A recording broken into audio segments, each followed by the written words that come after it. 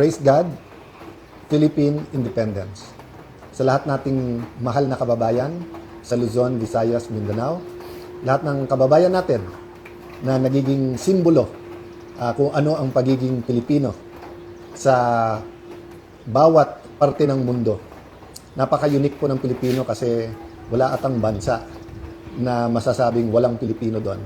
And usually, habang dumadami ang Pilipino sa isang bansa at nagkakaroon ng community, gustong-gusto nila ang ating kultura, gustong-gusto nila yung the way na manilbihan ang Pilipino, at talagang yung tatak natin na parating Diyos, bayan, pamilya, ay naging bahagi na ng pagkakilanlan o yung identity ng isang Pilipino.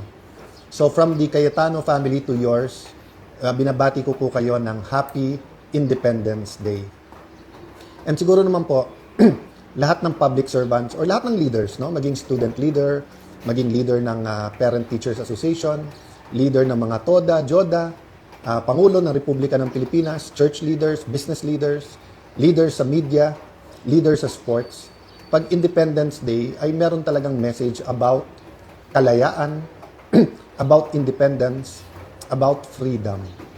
So let me take a phrase out of the Bible that really means much to me, but let me apply it both to biblical principle, to politics, to both, but even more than that, sa everyday life natin. Meron pong biblical verse na nagsasabing, may verse po na nagsasabing, who will build a tower without counting the cost? So it's a very, very practical verse na basically sinasabi, kung may i-build ka, tanungin muna sarili mo kung ano yung cost. And of course, during biblical times, hindi lang pera yon. Kasi ngayon, pag sinabi ng halimbawa, gagawa akong bahay, tatayo akong restaurant, tatayo akong hotel, or sabi nung church leader, magtatayo ako ng church, basically ang tanong, di ba, may pera ka ba? Kasi nga, with money, you can hire the architect, the engineers, you can get the best plans, you can buy the land, you can buy the cement, yung bakal, etc.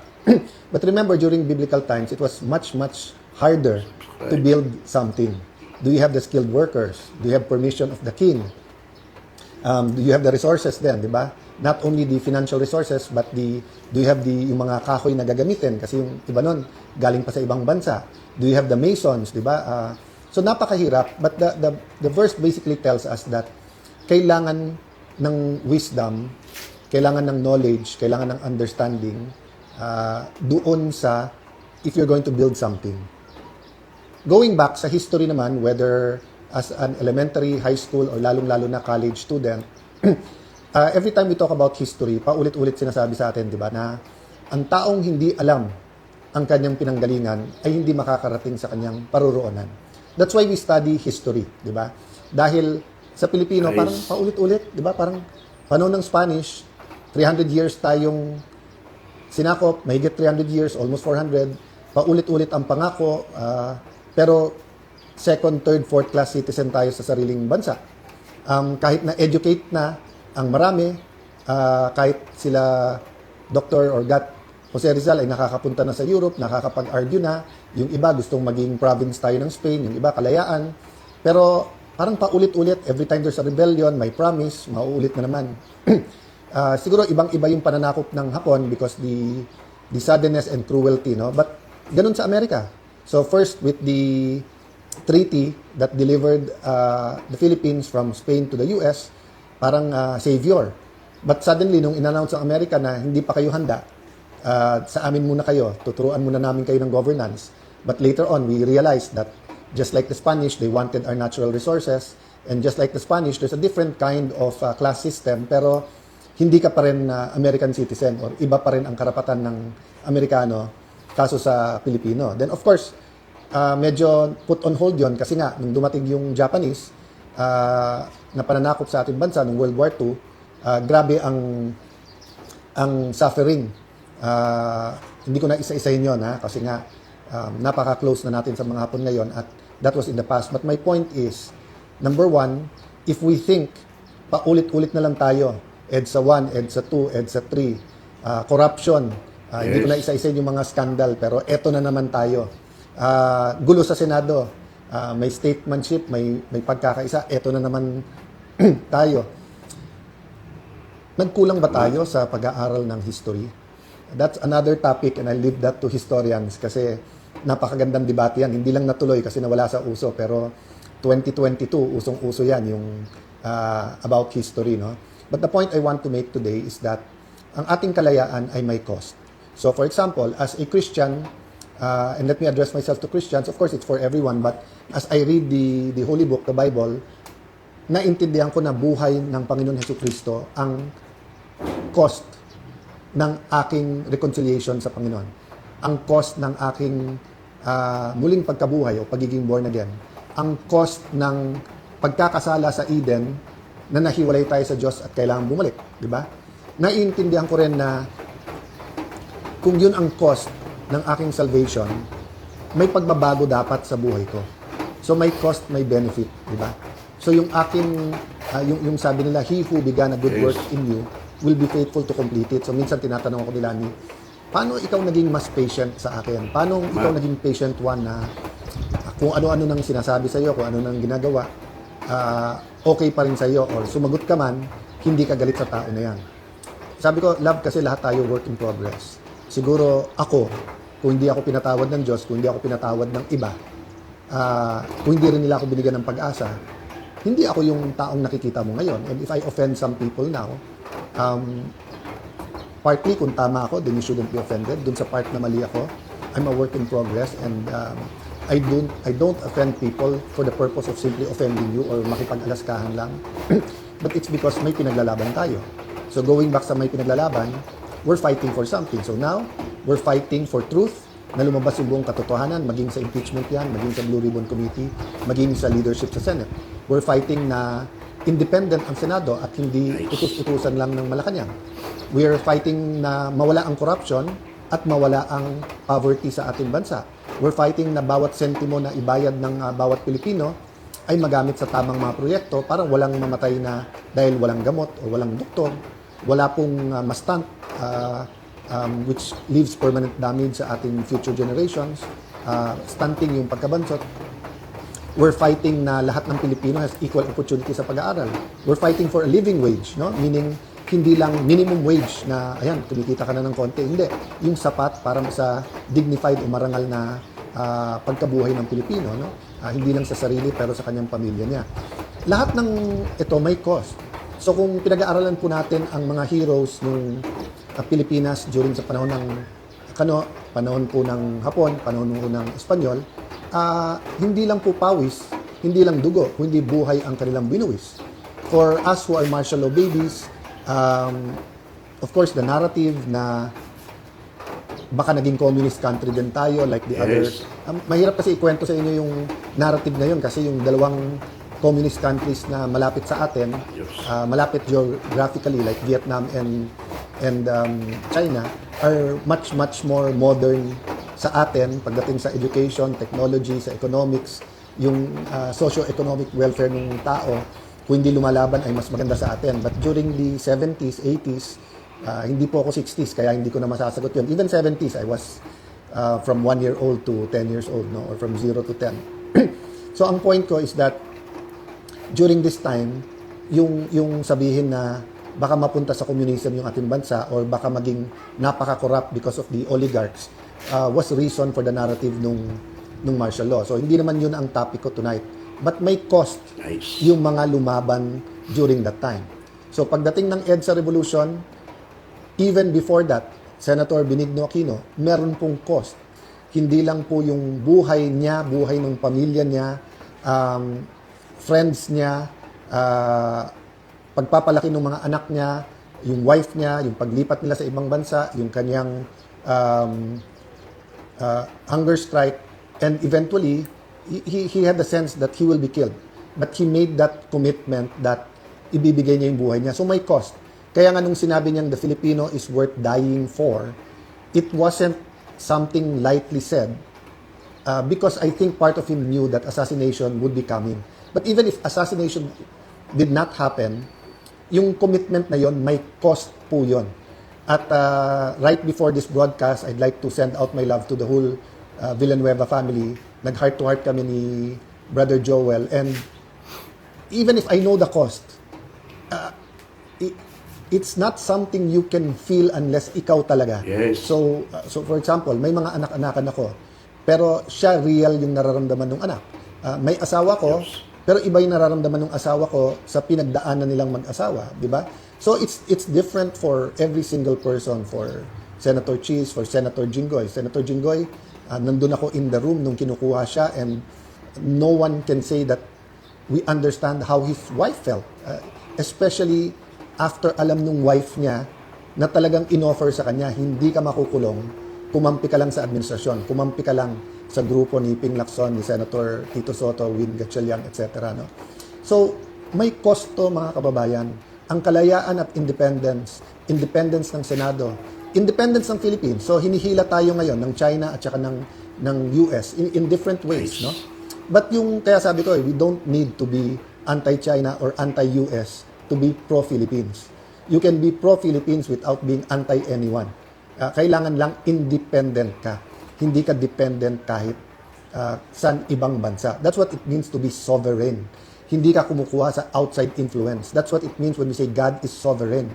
He will do what He wants to do because He does not need outside forces. Ako, hindi ako sovereign because I'm not perfect and I need God to sustain me. And God uses people, uses your prayers, uses your support, uses purpose to sustain. So the point I want to make today is that kung may cost ang independence, meron din pong cost kung hindi tayo lumaban. Kung hindi lumaban ang ating mga national heroes during the Spanish time, it would have been harder during because there would not be reforms, and we might still be a colony to this day.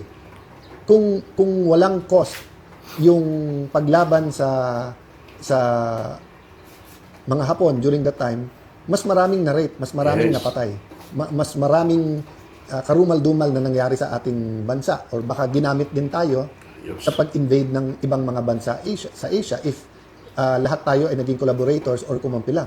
Ganun din sa US. Kung hindi tumayo ang maraming mga Pilipino para sabihin, big brother ka namin, Uncle Sam, but you're not the owner of me, or di ba sa famously sinabi ng ating dating Pangulo na he'd rather have a country run like hell by Filipinos rather than a country run by foreigners. And unfortunately, nagkatotoo na kahit Pilipino ang humawak sa Pilipinas, in many aspects, it's run like hell in terms of corruption, idolatry, immorality, small things that seem small, like the Pogo, Isabong, nawala yon, nilabanan natin, pero nandyan pa yung online gaming. Lumaban tayo sa health, pero nandyan yung vape na pinagbabawal sa ibang mga bansa. All of this may cost. So, may kita dun sa mga kumita through that. Pero I'm talking about kumita through that illegally, no? Meaning it changed public policy kasi nagkalagayan dyan or nagka-lobby money dyan. So, lahat ng bagay po may cost. So, pinag-usapan nga namin ni Joel na parang kung alam lang nung lahat, yung mga nagsasabing you just want power, no? Konting katahimikan lang sa buhay ng grupo namin ngayon is paradise already, di ba? Yung di ba pag halimbawa pagka araw-araw sa restaurant ka kumakain, parang sa pinakamahal na restaurant ang paradise sa'yo. Pero kung araw-araw nandun ka sa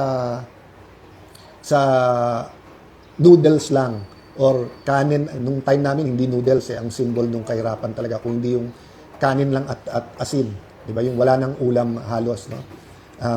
Makakain lang ng konting kanin, pero kahit ngayon mahal ang bigas. Yung makapag-Jollibee, maka-McDo, yung may fried chicken or yung nga iba yung parang yung kanin, mabuhusan lang ng ginisang munggo sa ibabaw. Sobrang luxury na yon, di ba? Yes. So alam nyo sa pinagdadaanan sa maraming lumalaban ngayon, not only for Senate independence, but para lumabas ang totoo sa flood control, lumalaban sa administrasyon, paradise na po yung konting katahimikan, no? But the question is the cost worth it? Nabanggit ko na po kanina yung sinabi ni Senator Benigno Aquino that the Filipino is worth fighting for. So that's why now and then po, wag ma-offend yung iba. Gamitin ko talaga yung laban kasi we have to continue fighting. Laban lang po. It's worth the fight. We have to continue fighting, no? Once, we're a product of hope. Kailangan ng pag-asa. Ang lahat kailangan ng pag-asa. It's the end pag wala ka ng pag-asa. And to many, during the 70s, 80s, yung senyas ang kalangan, ibig sabihin may lumalaban pa. So, even yung daily na laban namin sa Senate na parang isa-isa lumalabas na yung totoo, na yun, sila pala ang nagpapasok sa NBI, sila Senate President Soto, coordinated pala yun. Yung Wednesday, May 13 na sinisisi sa amin ay yung pala ay alam din nila nung iba na nandyan sa labas, armado, tapos imbestigahan, wag imbestigahan. Hanggang ngayon, hindi inimbestigahan. And then yung walkout na parang tama sila, wag palitan yung rule na walang one-day notice. Ngayon, nakita nyo, binasura na yung rules, binabasura yung constitution, pinalitan yung rule kung sino magpre-preside sa impeachment. Tapos, instinct ko, sana papurihin si Senator Win Gatchalian nung sinabi niyang 16 talaga yung kailangan para ma-convict ang impeachable officer. Pero biglang binura sa Facebook niya. I don't know the details, so I won't comment there. But the problem is trust eh. Sinabi din nila pa ulit-ulit, kung wala kayong 13, hindi nyo pwedeng palitan yung officers. Hindi lang yung Senate President. The officers are the head of OSAA, the Senate Secretary, Yes. Senate President Pro Tempore, which is Senator Loren Legarda, and the Senate President. Pero gumawa sila ng formula na pwede na ang 12 eh. So, yung modern day version ng pinaglalaban during the Spanish-Japanese time, American times na lies. So, during the Spanish times, kasi yung di kayo organized, hindi nyo alam yung gobyerno, you don't know Christianity. So, all of that were partially true, but you didn't need to colonize a country to Christianize a country, di ba? So, yan, very clear yan. You didn't need to make people slaves, whether it's the African Americans or the kind of slavery they had in Asian countries. You didn't have to have slaves to say na it's in the name of Christianity or the name of good governance, di ba? So, yun yung modern version ngayon na 12 is 13.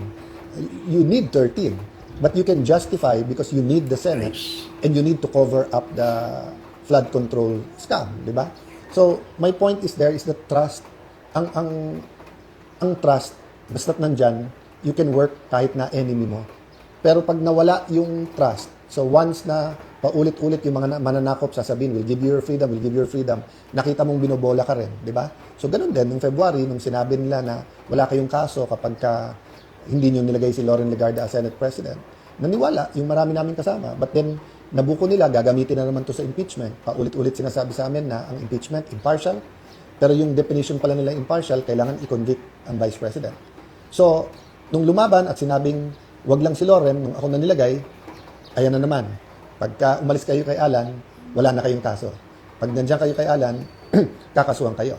Diba? That's why nga iba po yung reaction ng pamilya ni Senator Jinggoy because alam nila yung totoo. Talagang na-witness din po nila yung mga tumatawag at mga nagsasabi at mga naggagaranti. So my cost po, if we don't do anything now, the cost will not fall on me immediately. It will eventually, di ba, yung may individual akong pananagutan, pamilya ko, bayan ko, syudad ko, community. But it's really the next generation. So in the same manner na lumaban ng EDSA 1, EDSA 2, lumaban sa Napoles sa napakaraming scandal is because we wanted it to end. Repentance, then reformation, restitution was there, hindi lang yung masyadong keyword dati, ngayon keyword siya. Pero pagbabago, renewal. Diba sa tunay na renewal, the old is gone. Diba? So when you say that you're a new creation in Christ, it's a work of progress. Pero kung dati may idols ka, dapat wala na. Kung dati immoral ka, dapat nawawala yung immorality. Kung dati nagnanakaw ka, hindi ka na dapat nagnanakaw. So that's the problem. Kung papayag tayo na i-maneuver lang itong flood control, at nakita na po natin, lalo po sa Blue Ribbon, headed by Senator Lacson, at hindi pa ho tapos in-expect po namin. Part of their playbook yan, mangligaw, mag-offer ng kung ano, kung hindi, mag-threaten, kung hindi, itutuloy nila threat nila. False witnesses, maglalabas ng mga contractor, di ba kinuha ngayon si Diskaya. Meron na pong bumaliktad dun sa mga DPWH na sinabi nila na dinidiktahan din sila kung ano sasabihin. Yung unang sinabi ni Yusek Bernardo, nagbago din yon. Kay Senator Joel Villanueva, apat na yung version nung paano siya supposedly guilty. And none of those versions are true. So ganun din, na ngayon na kinuha na si Mr. Diskaya from the Senate, sabi niya na damay-damay na, sasama na lahat ng kilala niyang police. That's good. But there's nothing stopping the creative people in this administration from saying, we'll take care of you, eto mga ituro mo. Then suddenly, may kaso, whether sa DOJ at Ombudsman, then suddenly you're facing jail. Then finally, it's true. That's why pinilit nilang makulong si Jinggoy kasi sabi niya, nawawalan na ng takot yung iba, lumalaban. So kailangan natin ipakita na totoo. At madali kay Jinggoy kasi usual suspect, di ba? So, wala nang maniniwala sa tingin nila na Jinggoy sacrificed because ayaw umiwalay sa grupo. But siya na nagsabi, he has evidence in the right time. Payagan natin siya magsabi sino at ano yung ebidensya. Pero mabigat po yung ebidensya and it will show. I've been hearing the last few days, there's so much evidence against the major players dun sa flood control.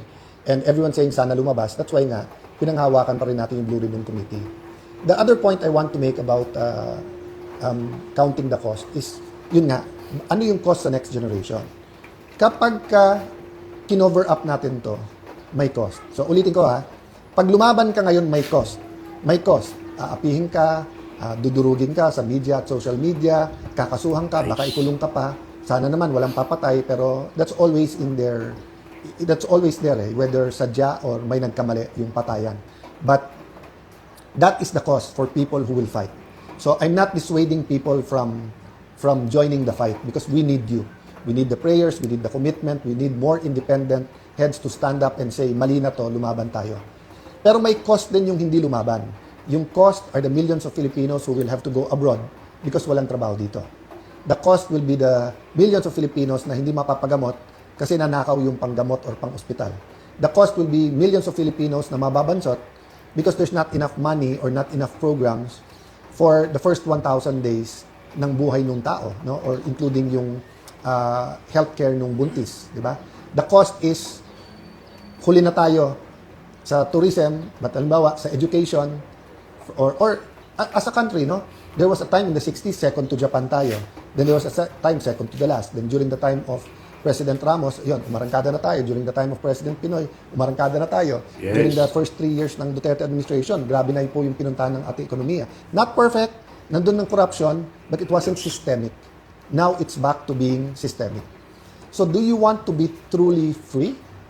To be truly free, we have to have the culture and we have to have the environment, we have to have the laws and the system that guarantees that freedom. So the Constitution is a good start. Pero kung mismong Constitution hindi natin masunod at kung mismong Senado ay ibabasura ang sariling rules at ang Constitution, how do we expect that the other laws, di ba? So kung senador mismo pwedeng kasuhan or wag kasuhan sa flood control, what do you think magagawa sa ordinaryong konsehal, mayor, governor, di ba? So yes, we want a big fish. But we want the real fish. Nice. We don't want a sacrificial lamb na fish, di ba? Or we want the people who really did it para meron talagang saying, may katuparan yung sinasabing crime does not pay. So when you pay, that's a cost, di ba? Umutang ka, kailangan mong bayad. You do the crime, you have to do the time. So again, you're going back to what is the cost. So yun po ang hinihingi ko po sa mga kapatid nating media, sa mga kapwa nating senador, sa mga netizens natin, sa mga businessman natin. This weekend, as we talk about independence, let's think about the cost. Ano yung cost kung lumaban tayo? Ano yung cost kung i-expose natin? May personal cost po to pero yung benefit po ay sa buong bayan. Samantalang pag tumahimik tayo, may personal gain po to. Pero yung epekto naman po sa buong bayan. Di ba? I don't want to compare yung mga lumalaban ngayon sa ating mga national heroes kasi grabe po ang pinagdaanan ng ating mga national heroes. I cannot imagine. I don't want present-day Christians now to compare themselves to yung pinagdaanan ng apostles, for example. Or for a people to compare sa pinagdaanan ng Israelites, for Yes. example, when they were in Egypt, di ba? Iba-iba po ang season, iba-iba po ang pinagdadaanan, but each season po ay meron pong cost. Cost if we do the right thing, cost if we do the wrong thing. So in a couple of days, we're gonna face many issues, an economic crisis. Are we gonna tell the people kung ano talaga ang sitwasyon, kung may pera ba talaga ang bansa o hindi? Are we gonna tell them why we have or don't have money? Are we going to tell them the truth whether we're going to increase taxes or not? Are we going to tell them the truth? Nasaan na yung pera the last few years? Okay. We're also going to face an impeachment. So are we going to tell the people the truth? Are we going to really have an impartial trial or aayusin at luto na to? Are we going to tell them the truth that dapat 16 to convict? Or babawasan ba natin ng 6 na senador para maging 12 na lang? No? We're going to face ilan pagsubok lumabas ang totoo. Again pag lumabas yung 18, sabi nila may 4 pa daw. 18 na former Marines, hindi ko alam yung 14 kung ano yung ano nila. Meron pong mga key people na may mga key evidence. Hindi ko sinasabi na lahat ng sasabihin nila ay totoo or may totoo, hindi totoo. Ang point ko po, it's our job to listen to them. It's the job of the Blue Ribbon Committee, invite lahat. Kung kalokohan ang sinasabi nito, so sabi ng iba, Sir, over the years, ang daming nag-witness dyan na kalokohan. Yes.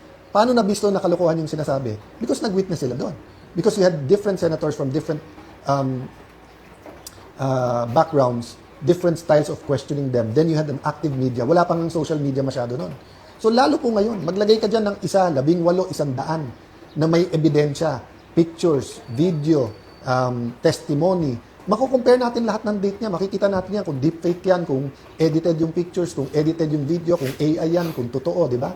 So, but the point is, if we cover it up, grabe po ang magiging cost at ang magsasuffer nito next generation. Yes. I'll close by remembering when, naiyak-iyak yung dad ko pag nung EDSA Revolution. Before pa pumutok lahat yun, I think it was a day before. Kasi nga pinapa-secure niya kami, tapos gusto niya mag-abroad muna kami, kaya Amerikana nga yung aking nanay. But nung sinabi namin, if you're going to fight, we're going to fight. And I was 15 years old. Sister was a little bit older. My brothers were much younger. My mom didn't know what was happening, but she hardly saw my dad in tears, no?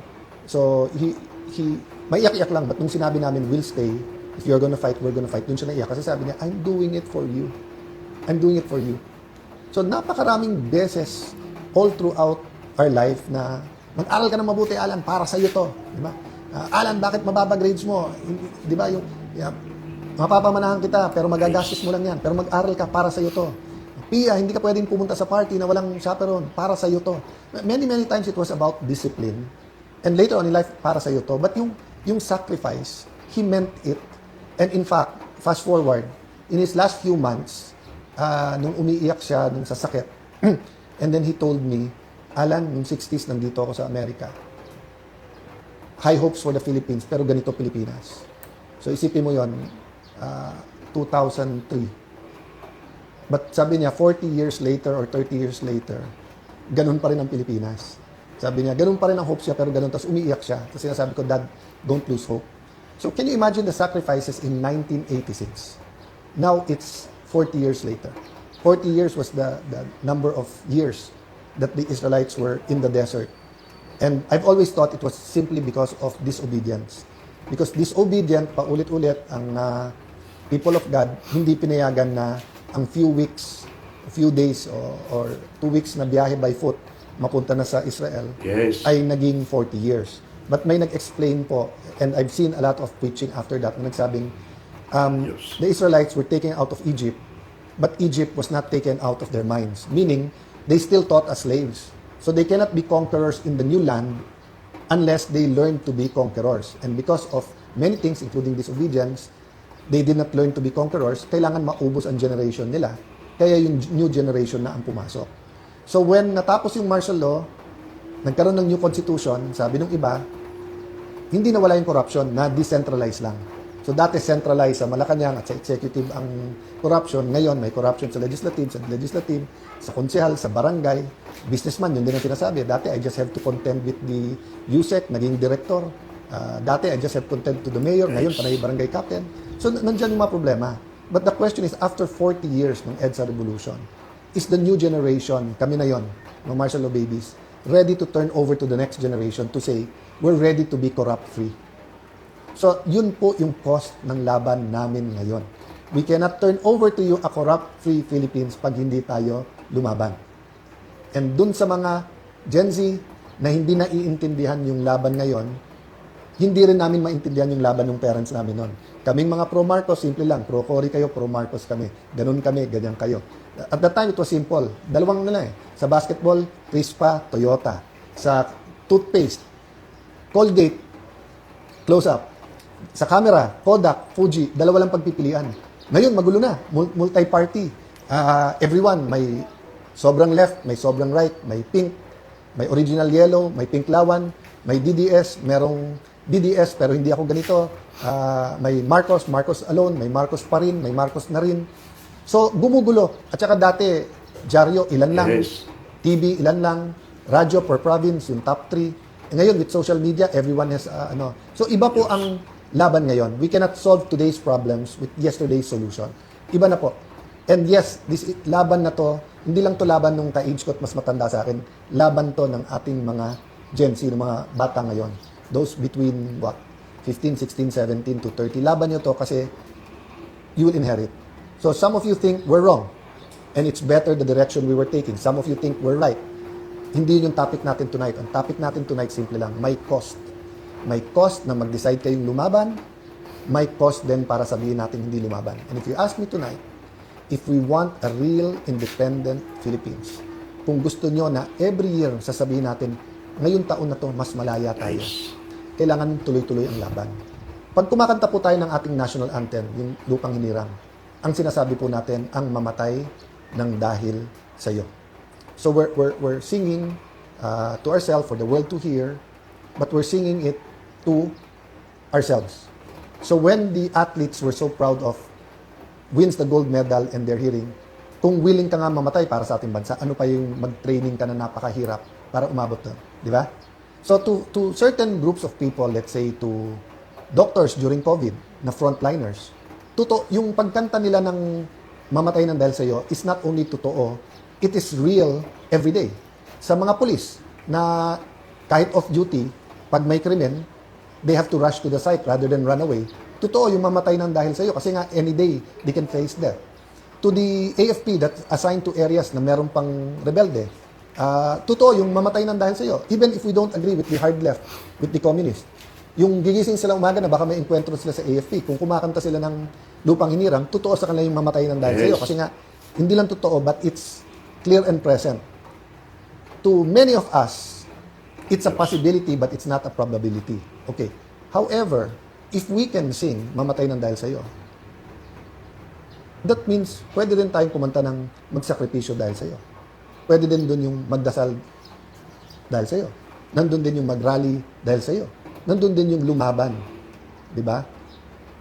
So, when we sing the national anthem in the next few days, and when we remember June 12, let's remember meron tayong pinaglalaban. And I will end by saying, I wholeheartedly believe we were made in the image and nature of God. So God wants us free. God wants us independent. But what God wants us dependent to Him, but independent of other forces. No? So let's pray for a country that is free from idolatry, free from immorality, free from sickness, free from poverty, free from corruption. But we have to put action to our faith. Meaning, pray, tapos lumaban, kumilos tayo. I will respect your views and your ways of fighting. Ang importante, lumaban tayo at ang importante, una sa Diyos, pagkatapos sa pamilya and para sa bayan. God bless you all.